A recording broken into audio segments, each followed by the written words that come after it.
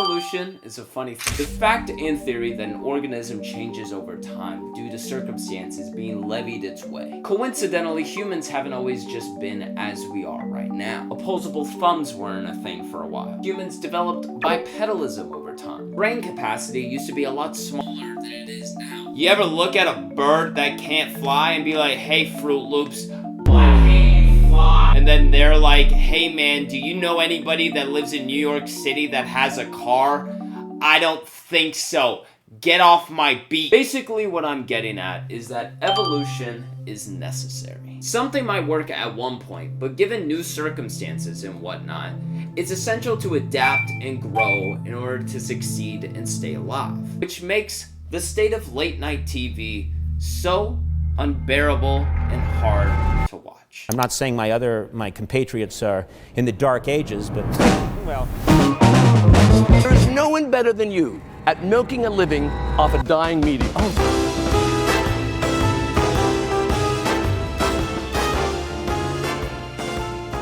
Late night TV has been a staple of the entertainment business for like 70 years now. For my life and your life, there's always been an older to middle-aged white guy that comes out on a stage. He's got a suit on, he's got a band playing. 1/4 of the time they're named Jimmy, John, Jay, with all these J's. And they'd have celebrities on to do a number of things. Sing a song off their latest album, tell jokes, talk about their personal life, play flip cup, monkey, you name it. You are probably going to see it on late night TV. Late night thrived because of the exclusivity that it manifested. It was one night a week. You didn't have social media and a million other different ways to learn about your favorite celebrities. There wasn't a Watch Mojo top 10 video about them, so you didn't really know what they were like. So a place like The Tonight Show with Johnny Carson was a way for you to actually get to know who these people actually are. Frank Sinatra had a lot of songs that a lot of people knew and loved. I did it. But The Tonight Show allowed everybody to know that Frank was just like the rest of us. And that he was also connected to the mob. Guido says hi. He hasn't had a chance to talk to you. And from Jersey City, your good friend, Bubani Umbatsa. He started his car with your album on, and now he's a highway. I think late night is cool. It has shown throughout the decades to be a place that must-see entertaining TV can operate. Whether it's fun and inventive game segments, engaging interviews, and most importantly, and the cherry on top really, a compelling and entertaining host to truly bring it. No, not you, James, no! No, get down from there! No! Yeah! No! No! Yeah!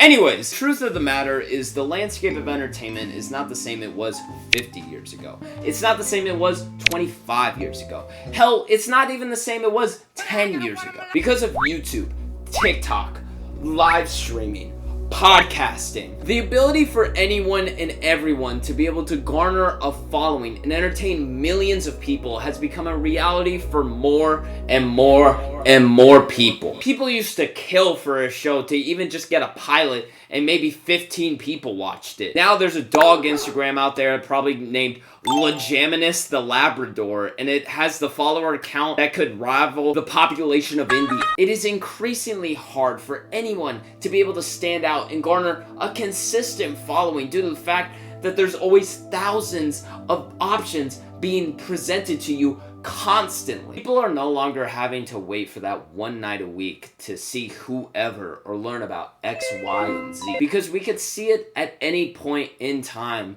whenever we like. Cable TV is kind of like the Fallout universe in which it's all gone to shit. There doesn't really seem to be hope.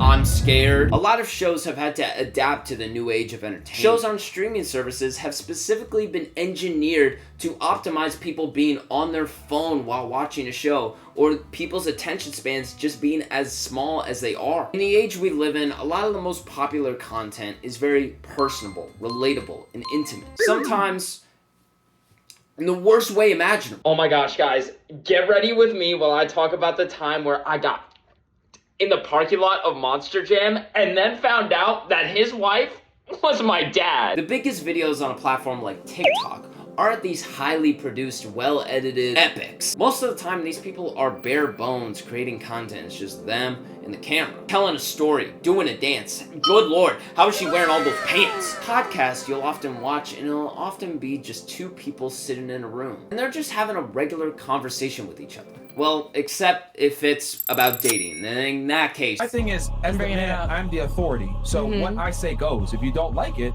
get the fuck out of here. Like, this might sound fucked up, but I don't negotiate with women. live streaming, whether it be on Twitch, YouTube, the degenerate one, or the racist one, there's always this personable feel with the streamer in the audience. Granted, that's definitely gonna happen given the fact that these streamers are streaming 5 to 8 hours a day, and in some instances, until they beat Elden Ring.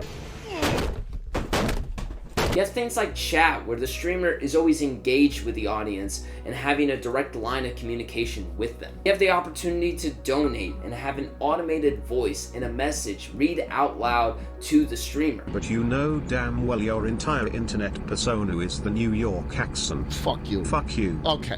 This doesn't just make you feel like you are watching your favorite entertainer, but in fact, you are engaged and participating in the entertainment that you are watching. So we've gotten to a point in which a lot of the stuff we see is very stripped back and raw, personable stuff. The need for these grandioso theatrics are rendered pretty unnecessary, and in some ways, it's kind of cringy. So let's take a look at what late night is. Oh, it's a big crowd yelling. Oh man, they got a band and they're playing real high tempo music. Look at that guy in a suit. He's doing big old entrance. Oh man, look at that guy. Who's this guy? Who the fuck is this guy? What the fuck? He's just sitting there the whole time? What is that? Any and every celebrity from around the globe is gonna be sitting in this ottoman. It's a little bit too much in a short, limited time. So the medium is one thing when it comes to late night. It isn't doing the show any favors, but what about the middle-aged to old white guys? I mean, how are they doing in this whole thing, really? I mean, white guys in their 40s and up? I mean, they have to have a pulse on what people are feeling. So let's look at these late night hosts and really digest what they are bringing to the table right now.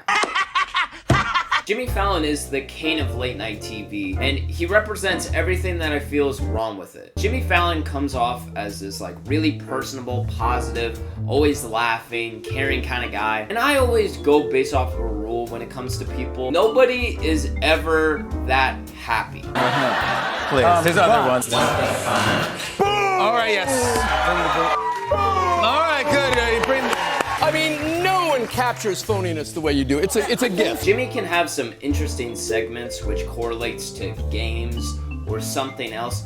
Oh my god, dude. Jimmy loves games so much. Who would have thought that, like, Jimmy Fallon, when he was a kid, he was sat down by his father, and his father told him, Jimmy, you're never gonna play games. You're never gonna play games like the best of them. And then Jimmy Fallon was like, one day, I'm gonna play all the games with any and everyone. You'll see, Dad.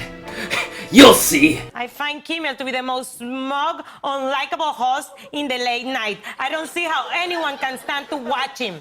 Jimmy Kimmel is the most forgettable late night host ever, and I will stand on this hill. Jimmy Kimmel is worse than Jimmy Fallon because I can at least understand why people like Jimmy Fallon. I don't understand why people like Jimmy Kimmel. Jimmy Kimmel comes off as the most unlikable person that I am told that I need to like. He comes off as stuck up, an asshole. His interviews are okay. First of all, you smell good, which is surprising. Why is that surprising? I don't know. I just wouldn't think of a guy who would have a nice scent on, and it That's seems such a you like. I'm gonna really work hard to not take that as a shot. You've never heard of Etro? No, I never. What are you sporting tonight, Jimmy? I don't know. I'd have to look in. Later on, we'll look. You'll go through my pants, and we'll see what I'm wearing. Everything about his show that has been even memorable in any sense of the word has nothing to do with Jimmy Kimmel. Mean tweets, nothing to do with Jimmy Kimmel. These street interviews, nothing to do with Jimmy Kimmel. Hell, at the beginning of these monologues from Jimmy Kimmel, he's just reacting to viral clips. Guilherme is like way more entertaining than Jimmy Kimmel. He's out doing a bunch of stuff. Just give Guilherme the show, why don't you? Good evening, godless sodomites. I like Stephen Colbert as a guy. He seems very smart and very compassionate. I feel like I've seen a good amount of clips of him either being interviewed or interviewing people in which he comes off as incredibly thoughtful and compassionate. You went on to say, what punishments of God are not gifts? Do you really believe that? Yes. So what do you get from loss? You get awareness of other people's loss. Well, that's true. Empathy. Which allows you to connect with that other person. Right. Which allows you to love more deeply and to understand what it's like to be a human being. But his show is just pretty forgettable for the most part. Given the political atmosphere, I feel like something like the Colbert Report would be able to thrive in a time like today. But Stephen Colbert's show doesn't exactly exemplify that. Yeah, I think he might have some good, funny political jabs or commentary to give, but I think that there's other people that do similar things, and I think that they do it better. So I'm not really gonna watch Stephen Colbert for that, respectfully. Good evening, everybody. I'm Seth Meyers. This is Late Night. We hope we're doing well. Seth Meyers, like, I don't have a lot to say about Seth. I feel like he's actually really good. He's funny. He's good with his guests. He does things that other shows don't do. He's good. I just don't know if I really care. I might see an interview clip of his every once in a while, but I'm never tuning into Late Night with Seth Meyers. And if I do, it's by accident. Late Night, unfortunately, is quite like Shaq on the Celtics, Kevin Garnett on the Nets, Jerry Rice on the Seahawks. I bet you didn't remember that one. The memory of greatness used to be there, but the actualization is so far from it right now that it can make you question whether or not it was ever there in the first place. Late Night just doesn't work as well in the modern age. I feel like I've hammered that point enough. You have things like live streaming, podcasting, YouTube, TikTok, all thriving and looking to succeed even more in the coming years, and meanwhile broadcast cable television is like, hey guys, do you guys want to watch a new season of George and Mandy's First Marriage like we do? I think the best late night host can be a hard argument to make, but I'll make it for you. It's Conan O'Brien. It's Conan O'Brien. I don't think there's a more charming, funny, great interviewer that has had a late night slot like Conan O'Brien. You don't succeed in the position that Conan has succeeded in for over 30 years while just being run-of-the-mill. But Conan announced that he was ending his late night show, and you might think that that would mean that Conan was going to set off into the sunset and then sip pina coladas in Cancun, but that's not what Conan did. Conan O'Brien now has a very successful podcast. It gives Conan the ability to take advantage of the ever so popular format of more dynamic and personable, thought out conversation. So if Conan can see the writing on the wall and change with the times, then I'm certain that the rest of late night can do the same and create incredible, engaging content that we can all enjoy and connect with together.